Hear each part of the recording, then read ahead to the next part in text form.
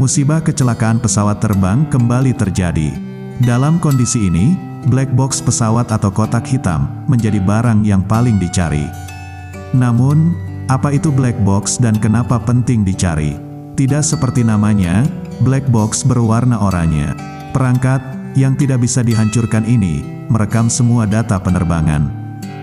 Pada dasarnya black box adalah perangkat perekam yang sangat dilindungi dan penting, sama seperti hard disk atau kartu memori. Black box mencatat semua data penerbangan, juga percakapan di kokpit. Menurut Lembaga Penerbangan Dunia mengeluarkan peraturan, setiap pesawat harus memiliki perangkat yang merekam semua data pesawat dan percakapan di kokpit. Nah, mau tahu tentang apa itu black box pesawat terbang? Simak penjelasan video infografisnya berikut.